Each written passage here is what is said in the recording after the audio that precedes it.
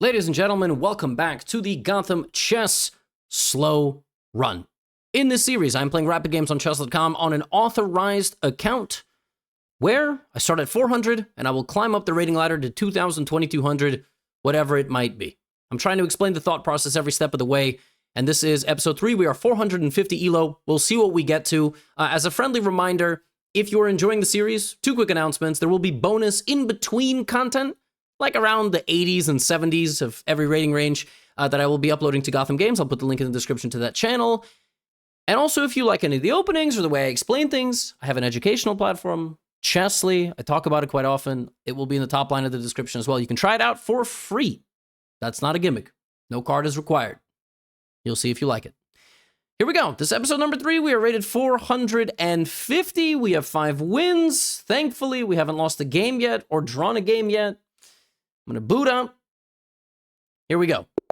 Playing with the blank pieces. Playing a 469 rated player, actually. It says 450, but I'm trying to hide people's identities because I would like to protect them. We have e4. I'm going to just play standard king's pawn. I just realized, once again, we are missing a clock. So that happened at the beginning of the last episode as well. But the good news is that we can quickly fix that. All right, e4, e5, knight to f3. Good principles. I played a Scandinavian. I will start playing a couple of different openings. I'll play a Caro Kann and so on. So we have bishop c4. This is known as the Italian, or it's known as the develop your pieces in the beginning of the game. That's what it's known as. Now, the best way to play against this, to avoid any stupid stuff, is bishop to c5. And by stupid stuff, I mean if you play knight to f6, you will be susceptible to something known as the fried liver, okay? Now, maybe I play this move and I just see what happens, but I will show you throughout this slow run the different types of openings. Let's go knight to f6. Let's see if my opponent is a trappy player. Let's see if they play for this very famous knight to g5. Okay, they might not. They might castle. They might play d3. Maybe this is somebody that hasn't learned the tricky stuff yet. Maybe this is somebody who sees my account name and is like, what on earth? I'm playing Levy. I better, because you don't know. That's the thing. You actually are just not sure what people will do or what people will say if they know that they're playing me. Maybe they do. Maybe they don't. Shouldn't name myself something inconspicuous like apple pie or something. Okay, my opponent is deep in thought. And does, in fact, after some 40 seconds, play the move knight to g5. So, the idea is knight takes f7. This is a fork. Okay, now the best move here is generally to play the move pawn to d5. But there are others. One of my favorites is called the Traxler counterattack. I might play that now, like just for fun. There's also the move pawn to d5. We will analyze this. This is the nastiest and trappiest way to play against the fried liver, which is what's happening now. And the idea here is that I have been forked. And normally this would be very bad. I would have to move my queen. They would take this. But the Traxler, Traxler, is really nasty. So we're going to see just how well my opponent is playing. Most people here take this bishop, and that allows me to take this pawn with a check and immediately bring my queen out. The best move is not to take. The best move is to actually slide the king over, because then I would actually have to move my queen, right? The whole point is I send this king out, and my opponent has taken it. This is what makes the Traxler so powerful and so easy to fall into all these little traps. Now I play knight takes e4 check. So the point is I've won 2 pawns for the bishop, and most people here will bring the king forward, attacking the knight, and still see this fork. The best move is generally to hide the king as far as possible from the action. A lot of people also play that move. And so now with your queen hanging, you got to move it, right? We got to move the queen, otherwise it's going to be taken. Queen f6 looks good, but by far more emphatic is queen h4 check, coming down with a thunder and a viciousness, Now, if the king moves here, this is literally just checkmate. So you could win the game, and my opponent plays pawn to g3, which looks like seemingly to solve everything. But we can take this now. You can take the knight here, the pawn with the knight. And this is kind of the whole idea of the opening, is that now you kind of launch this, devastating counterattack. I have lost a bishop, and now I'm going to lose a knight, but I'm going to be winning a rook. So That will be not bad. And then wow, my opponent doesn't even take my knight. This is very interesting. So now I can take the rook. And we must be winning there. The nice exercise would be to calculate the fastest checkmate. But here the most practical thing to do is, of course, just to take the rook with a discovered attack. And if the king goes here, it's checkmate. If the king goes here, at the very minimum, you can take a bishop with a check and move on with your life. At the maximum, we probably can win by force. How do we win by force? Again, the 400 move, take the bishop. Many of you here would play a move like queen f2 or knight to d4, or in general, the rule here is not to memorize. We will analyze this in greater detail because, again, it's a slow run, but the point is not to drop a, bazooka on a 469 rated player and then be like, oh, I'm so clever. It's just to show you the power of these openings and these little kind of counterattacks that people could try to play against you. So again, I think the most practical thing to do is to take the bishop, but you can actually avoid this. Probably you have a checkmate. Like check here.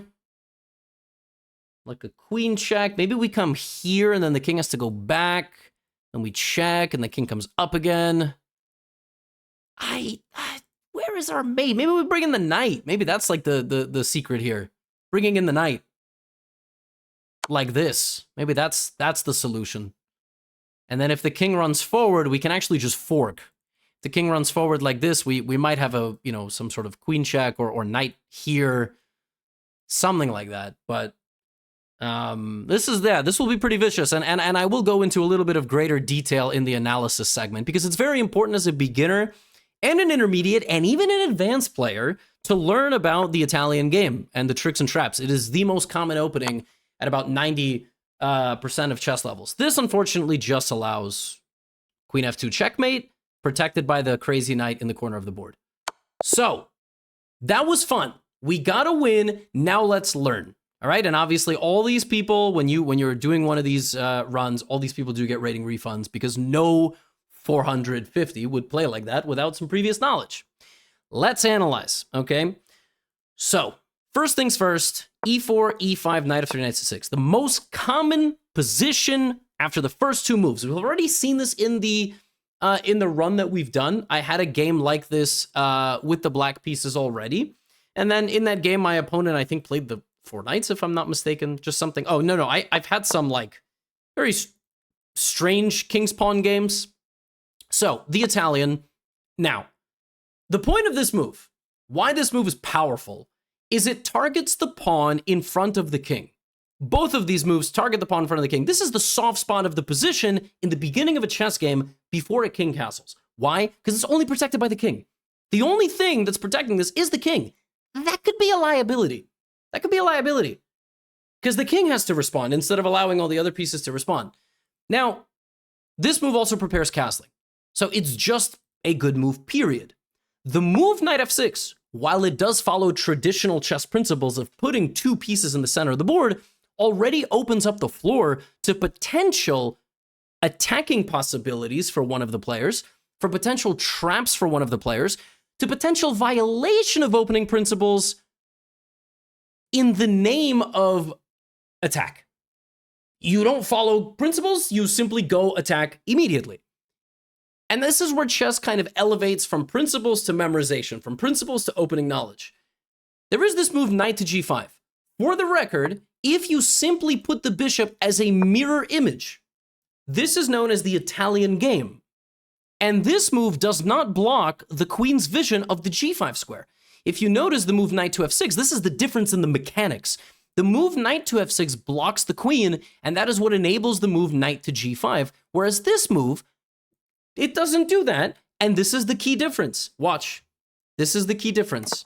In this position, after you have already put your bishop into the center, this is bad because you can castle.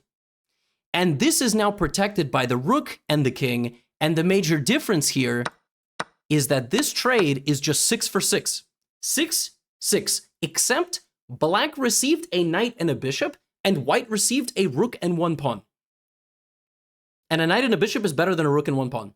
I know that sounds crazy, but you'll notice that black has a bunch of pieces out, And this rook is not particularly effective just yet. Having said that, black would have to then protect the king because it would be a little bit open. So what have I just explained to you? The difference between the two moves, bishop c5 and knight to f6. One allows knight to g5 faster. The other one, knight to g5, becomes completely ineffective. Having said that, we take all of that information to the next level now. Knight to g5 is not some game-solving move. It's just a tricky thing to face with black, and if you are unprepared, you could lose. The move bishop to c5 makes the bishop a target, and this would give an experienced player the opportunity to immediately attack the bishop, or play a gambit like the Evans gambit. This bishop is also a target, so even though you swerved knight to g5, you could potentially face some tricks with the bishop here. If we take another step back, the existence of all of this stuff is one of the reasons people play different openings. They don't want to play symmetrical. They play the French defense, the Caro-Kann defense, the Sicilian defense, the Peereds, the Scandinavian. So as you get better and better, you go, you know, I don't want to deal with all that. That's why I'm going to change my openings. But as a beginner, you know, you're just getting your bearings. You're learning. So you play e4, e5. Your opponents go here, here, here, here. And now they move this knight to the g5 square. So the whole point of this is the following. If you defend yourself with pawn to d5, which by far looks like the most natural move, white takes, and if you take back, here's what's going to happen. White will now sacrifice the knight on f7. You go, what? What is that? I just take it. I don't get it. Queen f3 check.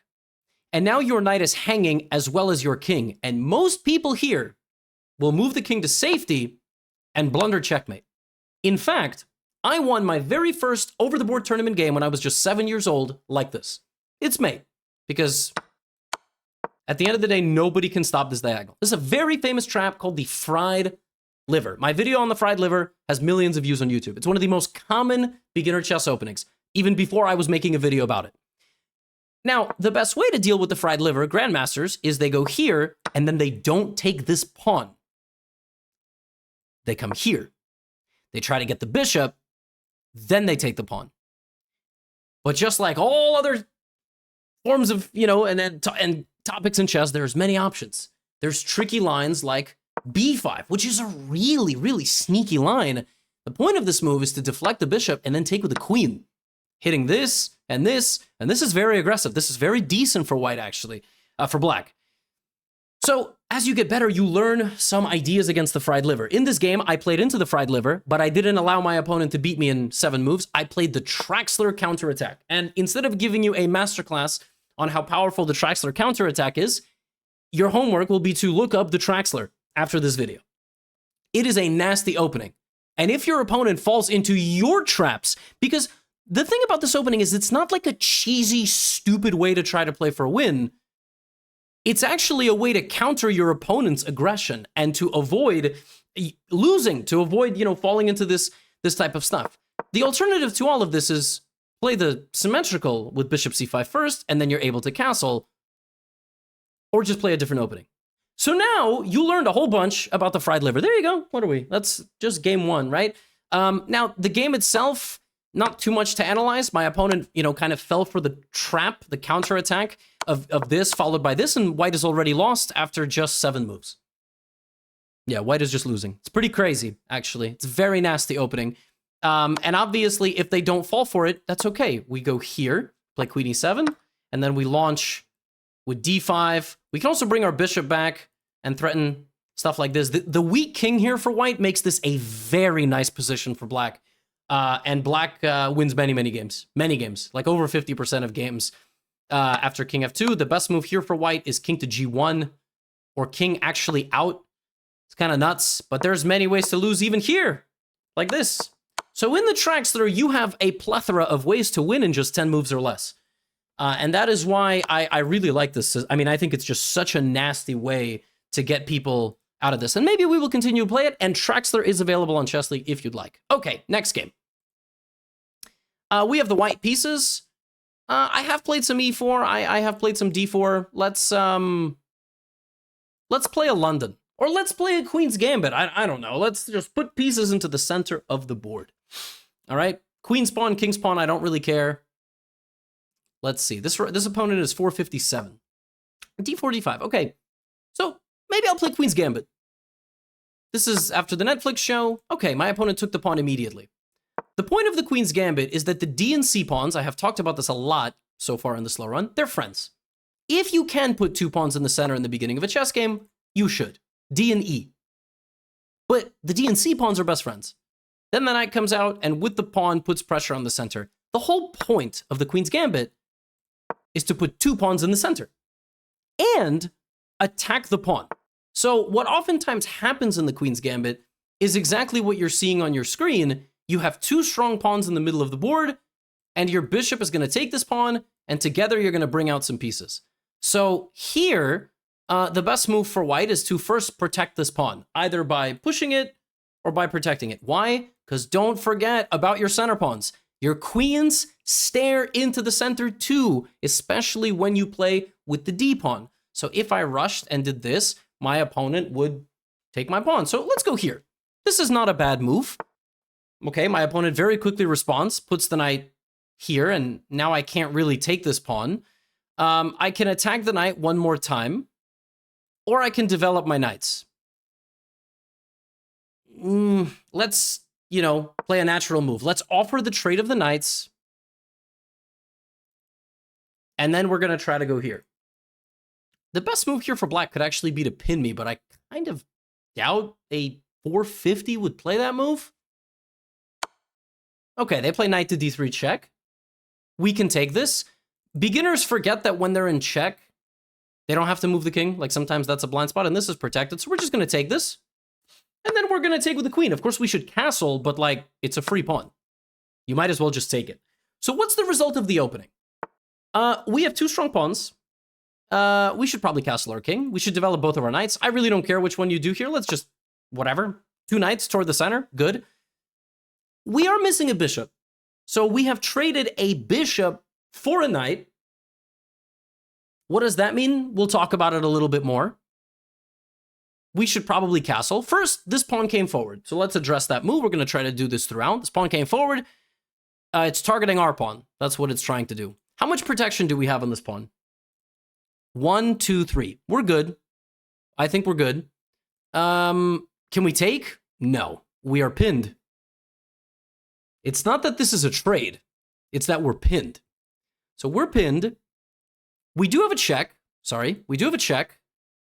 If we go there, probably they block with something. Do they block with the queen? Do they block with the bishop? If they block with the bishop, we could win this pawn, because the bishop would no longer be defending the pawn. We could just castle. We could go here. Whenever you have information overload, and it looks like everything is okay, I like the acronym KISS. Keep it simple, stupid. And we did not have to spend a minute on that move. But of course, I'm being instructive, right? Move 9, very rarely can you win.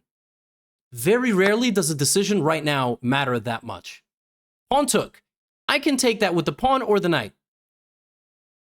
It's very tough to understand if I want to trade the knights. I do know I can't take with the queen. Keep it simple, stupid. Just take with the pawn. You don't know. Okay. Pawn to c6. Now we can't really keep it simple, but we do have some heuristics that we have learned from the speedrun so far. So pawn to c6. A lot of people here would realize, oh, I can't take that. But they would try to defend this pawn. And that would make sense. But the opponent is violating principles. It's the 10th move of the game, and everybody is asleep.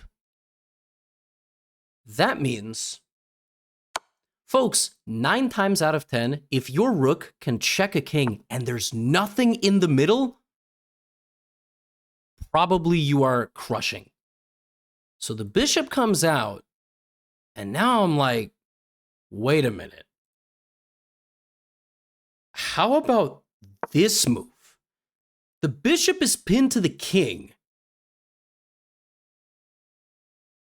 That doesn't look right. I probably have a way to put pressure there. And if you violate opening principles to this level, the punishment will be severe. You see, we just follow principles, and if they don't, you can very quickly land yourself in a totally losing position. But I will analyze after this game. That's a very nice move, by the way, castling. If I take with the pawn thinking it's a fork, then I lose my queen. Let's do it. You have been asking me to fight back from a losing position so far in this speedrun, slow run. Let's see if my opponent takes my queen. It's gone. Wow, I lost my queen. Okay, let's fight back. Let's, of course, take the rook. They're going to take. To defend against a queen, when you have a rook and a knight or a rook and a bishop, you got to try to keep pieces on the board. So we're going to try to bring our rook into the middle. We're going to centralize our bishop. Also, when you are losing, you got to speed up. You cannot have a losing position on the board and a losing position on the clock. You got to pick one. Can't have 2 minutes and no pieces. So we're going to pick things up a little bit. We're going to try our best to pick things up. We're looking at aggressive counterattacking moves. Moves like rook to d1. Moves like knight to e5. And now we got to, okay, pawn to b5. Does that do anything? Maybe this. Do I stop that? I think I need counterplay. Let's centralize our rooks. Queen's a very valuable piece. By the way, we are 2 moves away from maybe winning this game. Back rank checkmate. Look how quickly that turned around. Rook d8 is mate. We literally win the game now. Because my opponent did not protect their king.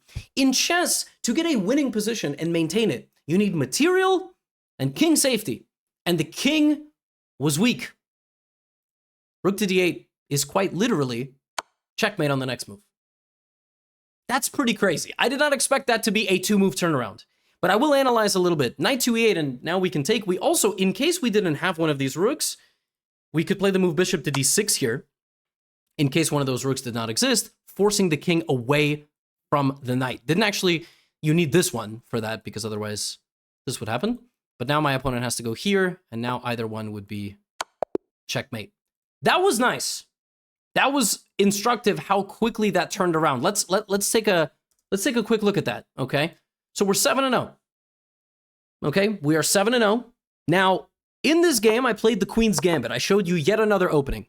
The Queen's Gambit is designed in a way where you put 2 knights out, then you develop your dark squared bishop, then you develop your light squared bishop, and then you castle your king.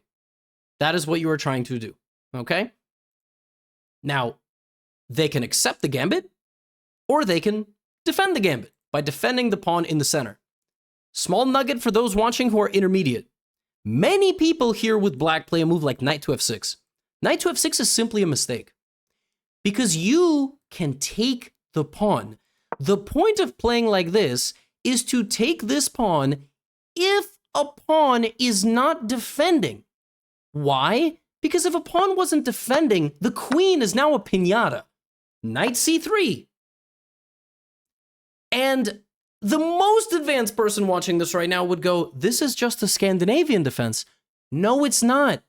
In the Scandinavian defense, you lose a major center pawn, and then the game goes on. The difference in a position like this, where the c pawn has taken, is the center pawn survives. And this is a very different story. If you have watched the 7 games of this slow run, or maybe just a couple in this video, the center is important. If your 2 pawns survive in the center, they control very important squares, and as you saw in the game that we just played, they can dictate mobility. They can walk forward together. They can put a lot of pressure on the opponent. Losing a center pawn in the Scandinavian is worse than this. This is not the Scandinavian defense. It looks similar, but I promise you it's not. These are all the levels of chess that you add to your toolbox as you get better and better. So, that is why the Queen's Gambit is mostly defended with a pawn, because that way you maintain pawn stability. Pawns stabilize the position. Nothing else. Nothing else. Pawns are the stability. They are the fence of the position. Taking the Gambit, I don't think my 450 rated opponent knew that they were playing the Queen's Gambit accepted. And they played quite well after that. But taking the Gambit is actually one of the best openings with black. If you are watching this and you are below 2,000, but you are above 1,200, I have a course on Chessly which will win you 70% of your games with black if you play the Queen's Gambit accepted and know how to handle that position. It's actually such a tricky opening, but as a beginner, which is what we are, they don't know what to do. Because what ends up happening is you take the whole center, just be careful, right? And then we offered a trade. And then here, my opponent went knight d3, and this was our starting position. So after 7 moves, black has nothing. Everything is stuck on the home square. Look at our position. Knight is gonna move, bishop is gonna move, and our opponent went here. I went knight c3. This was the instructive moment. Queen to b5, by the way, that check that I saw is the best move. Maybe pinning the knight is the best move. Keep it simple. Keep it simple. As long as you're not blundering something, you are going to climb out of 4, 5, 6, 700 so fast. It doesn't matter that you're playing the best move. Just don't play one of the worst moves. Pawn takes. Knight takes, pawn takes. The best move here is actually rook d1. I mean, who's going to play this move? Pawn takes. And now what black should have played here is block the king and castle. Not this. Active bishop. No, because then you get punished. Immediately you get punished. My opponent went pawn to c6, and after this is already losing because they left their pieces to protect the king, and that is a mistake. And here, of course, I should take with the rook. Defended by my pawn, totally free bishop. Instead, I made a big mistake. And this position is not totally terrible, but it's very important. You get your pieces out, and here, my opponent pushed the pawn and lost the game immediately. The lesson is, when you are up material, use the material. Bishop to g4 is using the material, bringing out the rook as well, and trying to trade. The more pieces you trade, the more powerful the queen becomes. Because I lose all my players. I can't fight back against the queen unless I have strength in numbers. That's why bishop to g4 here is the best move. Even, you know, like bishop f5 is fine. Even bishop e6 is fine, but you have to use your material. This one move, I use my material, and suddenly I'm winning immediately because the king is weak. When you have an advantage of material, use the material. Play moves with it. Simplify. Trade down. And particularly when you play against the queen, keep as much of it together as you can. Coordinate it. I coordinated my pieces beautifully. They were in the center of the board. That was the kind of mini lesson there. Last but not least, if my opponent did not allow this advance, and let's just say played a move like bishop d6, and I gave a check and they went here. There's a very nice move here for white. And a lot of you would miss this move. A lot of you in this position would play bishop to f4 or bishop to g5, black would castle, and the game would go on. But there is a very advanced concept that forces people to leave their king in the center of the board, preventing people from castling. When people negate their development for so long that you already pressure it with a rook, you can prevent them from castling by preemptively putting pressure on that bishop. You see, when the king is going to castle, it will stop defending the bishop. So you need to have 2 eyes on it. And now black's in a lot of trouble. Black can't castle. If black takes this pawn, black hangs checkmate, which is worse than not castling. And the thing is, black is running out of time. So if black plays a move like bishop g4, what I would do here is try to develop my bishop somehow, but I could also just move this knight into the middle. And you still can't castle. Why can you not castle? Because after castles, I play knight g4, queen e7. And I just win a bishop. If this, I can take with my queen. And then what happens is we trade down. I said, use your material, use your extra material, use your extra material. You're up a bishop. You're going to win. You're going to take these pawns. You're going to promote a pawn. You're going to make a queen.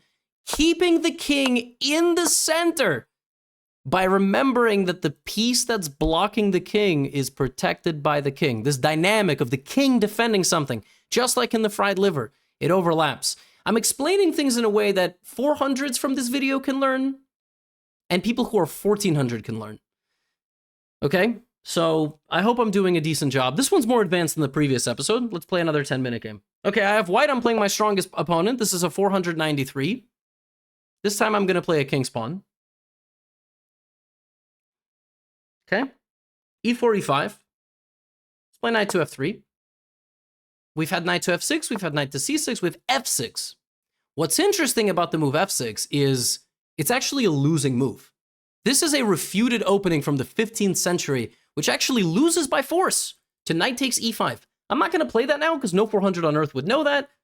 Let's put 2 knights in the middle. And we already know, we have seen multiple times, that if you can... Oh, okay. My opponent... See, maybe now I'm kind of regretting that. My opponent shuts me down with pawns.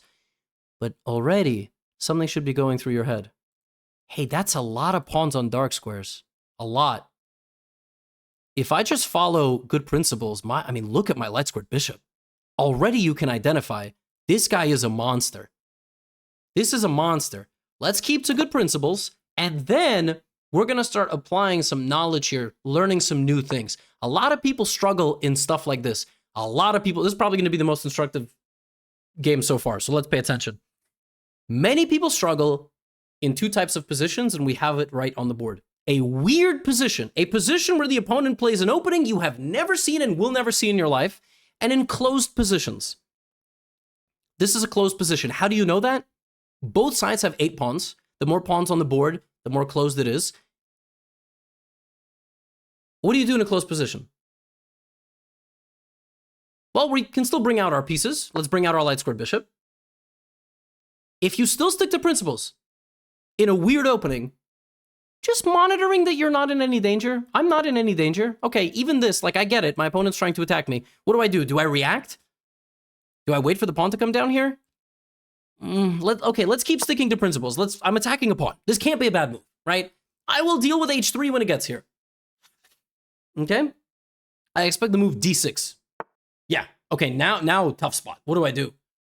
Well, in a closed position, you can do one of 2 things. You can make a few trades, like of knights or of bishops, to kind of open things up a little bit. But really, the number one way is to trade pawns. That's the only way. Now, this move is not possible. It's not possible. So what do I do? Like, I can't trade a pawn. I feel stuck. Here's the good news. In a closed position, you can always take a step back. Since the position is closed, you have the time to go back to free up some pieces. In this case, I will go forward because I just said you can trade. You can trade a little bit. And what I'm doing with this move, right, I want to keep my bishop strong, is I'm preparing a pawn break. So I would like to prepare, like a building block. Remember, in a closed position, building blocks, right? This is a nice idea, honestly. It's not as ridiculous as it looks. Now, if I were to take this pawn, my opponent would get a bishop and a rook into the game. So many people here would see that and go, well, why don't I just keep the position closed? So now my opponent cannot get in. This is probably the best move. And my opponent is very belligerently sticking to the game plan of going bishop, here. But this move forgot about something. That bishop used to protect that pawn. And it's very important. You don't think that if your opponent's playing weird, they're winning. They're playing weird. They're violating principles. It means that at some point, they might blunder something. And in this case, they blundered a pawn and a rook. Now, they're still doing all right. This is actually kind of annoying.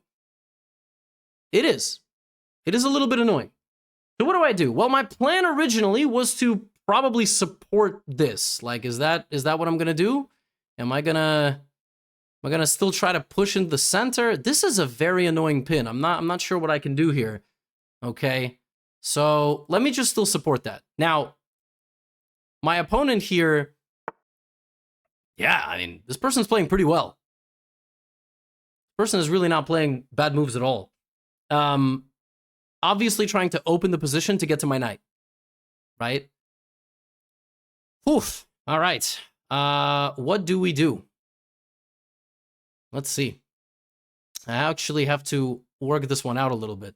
I wasn't expecting such a strong move. I would have played pawn to c4. If I take, the queen gets to target the knight. I'm not a fan of that, Maybe I play something like... It's not easy. Not an easy position. Let's go rook 2e1.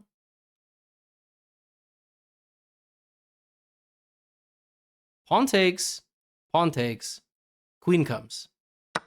My idea there is maybe I have some ideas against this queen, but we'll see. We'll see. Let's see what happens. I'm very impressed so far. Very, very impressed. Queen's here, attacking my knight. If I move my knight, I'm actually going to lose the game because this is mate. So this is probably the worst position I've had yet. This is very interesting stuff. So let's see what happens. But I do see a queen here, and anywhere I move my bishop, that queen will, will be under pressure. So how about I play this move? Look at this move. So the queen is hanging. They took my knight. Now I can trade the queen. And at least for a brief second, I have a moment of peace. My bishop here can take the bishop. It can also take the pawn. I mean, a free pawn's a free pawn. So we've survived like what seemed like an apocalyptic event. Now we are in like a super strange position. What is happening here? Well, what's happening is, we're in a crazy game. Sometimes you just get a really, really crazy game. How do you navigate yourself in a crazy game like this? It's really difficult. It's really difficult. I'm going to show you how I would navigate it, and then, this game is definitely worth analyzing. I have a lot of pawns. Let's push them. In the endgame, these pawns are invaluable. My opponent is going to keep belligerently attacking me. That's what's going to happen. They're going to play knight d3, no questions asked. Maybe they play knight e4, but without a doubt, a move like knight to d3 is appearing on the board. Because, your knight's hanging, knight's going to come here. Hopefully my French opponent has not summoned a higher rated relative to convert this position for them. Because again, I am trying to play like a 470, 490. I'm not playing perfectly. I did say this. And now rook e3, counter. The best way to defend this is only with the pawn. It's the only move. It's the only move on the board.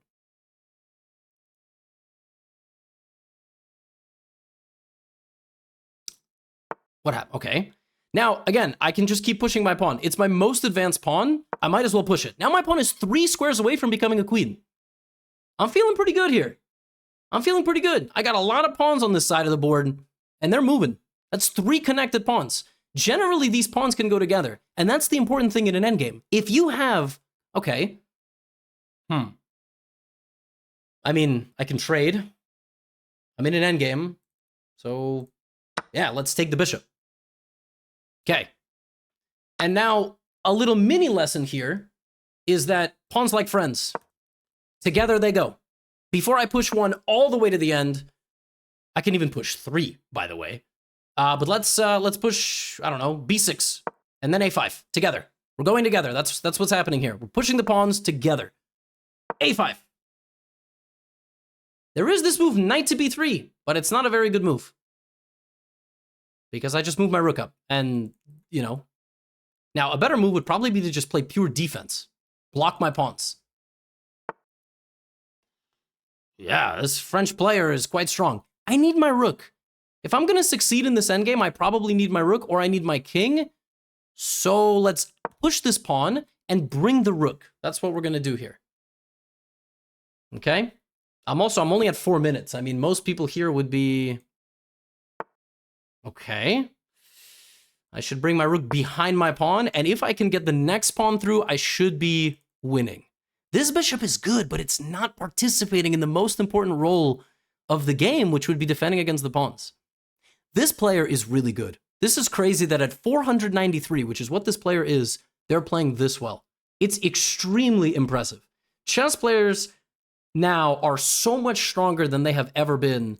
It's crazy. This is 490. So that knight move, which means I have clearance. I want to figure out the right way to do this. I actually don't see anything wrong with pushing 3 pawns together. As I said, 3 pawns walking to the other side of the board are a disaster to play defense against. This is horrible. It's just awful, because once they get too far, you just simply can't stop them. You cannot stop these pawns. Look, I told you, you cannot stop them. If you find the best move here. Now, I can take the rook. Many of you would do this. But I can also promote to a queen. I take. And guess what? I'll push the next one too. This guy was great. This was an amazing player. I was in trouble in this game. The way that this person played was actually super, super intelligent. Super intelligent. Let's see if my opponent finds this move. Activating the bishop. Pawn to e3. With the backwards bishop move attacking the rook. Will they spot that? I will even reward them for it if they spot it.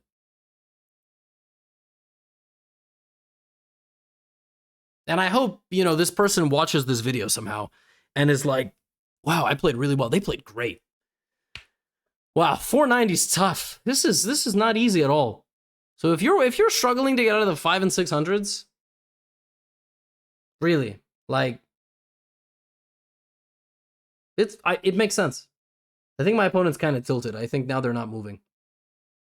Maybe at this point, what you do is you go to the account and you're like, wait, I was playing the person doing an educational speedrun? That's ridiculous. No wonder I was losing. But yeah, Louis, monster. Really, really good player. Actually shocking this person is rated 490. Played super well. And as you see here, weird openings, like with a close position are nightmare fuel. Nightmare fuel. It's really tough to play against this type of stuff. Because even though you have an advantage, which of course we had, it's not easy. Like even my opponent blundered material, which not everybody would spot. I mean, this pin was absolutely vicious. Vicious stuff. So we will learn that probably allowing a rook pawn to go all the way into your castled position, not great. You should probably stop it. You should stop the plan. And the next thing that we'll learn is if an opponent plays a refuted opening against you, it's good to know the refutation. Unfortunately, I think my opponent is just stalling out the clock. Which, after all that praise, I'm a little disappointed. But I guess we can analyze the game as it's going. So the refutation of this opening would have been... Can I play this move? No, it won't let me. The refutation of the Damiano defense, pawn to f6, is actually just take the pawn. This is an illusion. It's not protected. And the idea is to bring the queen out. Whenever the opponent is moving an f-pawn, particularly in the king's game, king's pawn game, king is weak. Diagonals to the king are a little bit weak. So I'm glad, by the way, you know, I hide people's usernames. You know? I hide their usernames. So I won by resignation. Okay, they thought for a little while. They ended up resigning.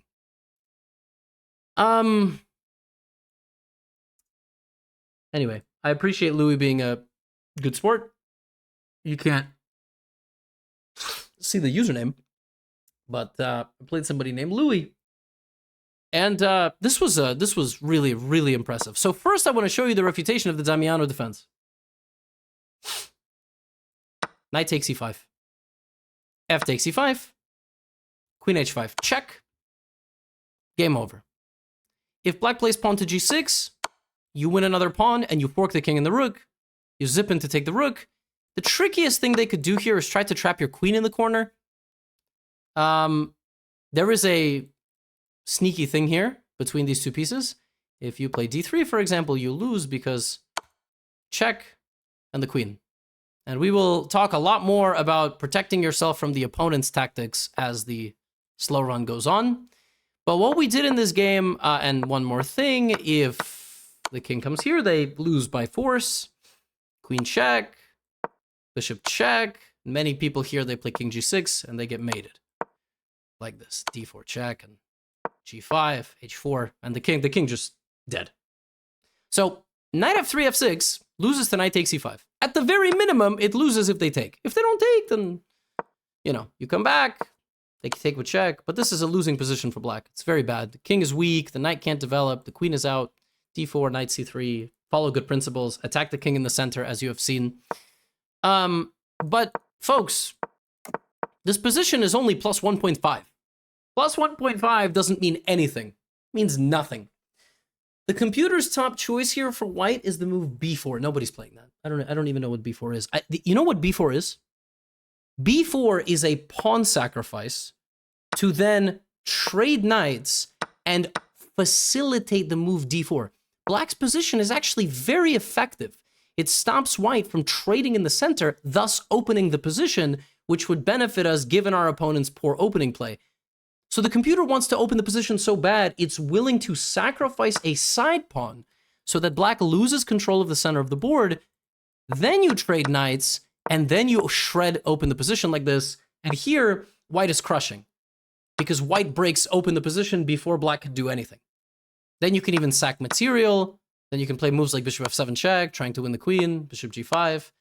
The lesson is you try to open the position in a closed game and you try to, but here the best move for white is pawn to h3.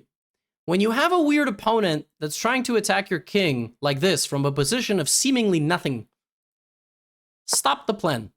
Even when the opponent played h5, it was worth going h4 just to shut it down. The problem is the pin was very effective.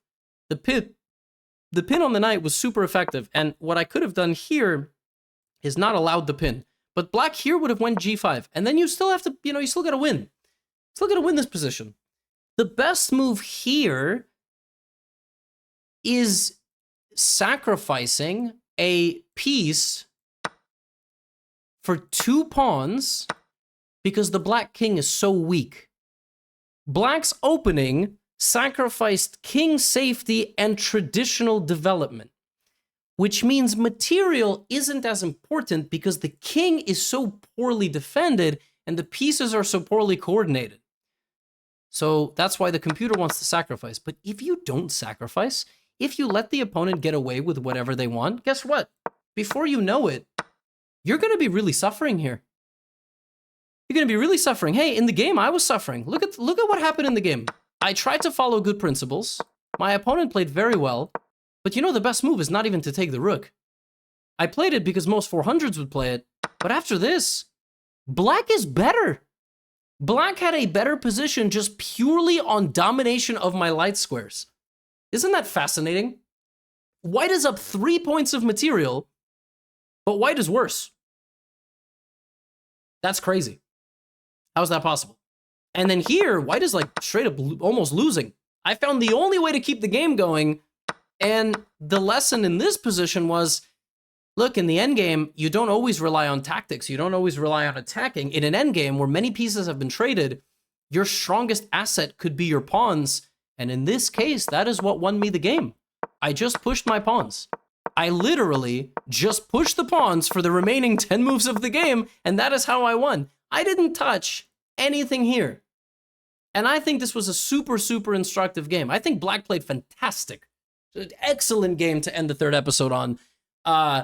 If I was a 400, I think black would have won that game, short of a catastrophe. Very impressive, by the way. And some of you watching this may want to even pick up playing like this with black, if you don't like openings, because the way black handled this position was super impressive. Violated a lot of principles, but if you don't know how to punish this stuff by trying to make pawn breaks in the center, by trying to stop the opponent's shenanigans, not letting them get away with too much, by trading pieces, yeah, I would have lost. I mean, most people here with white would have lost. I hope this is instructive for you. I like that we're experiencing different openings, different playing styles, and learning as we go. Please continue to leave feedback in the comments. This concludes episode number 3. We are rated 480, and I will upload a bonus episode on the 2nd channel from 480 to 500. We will resume on this channel at 500. And check out Chesley if you like it. Get out of here.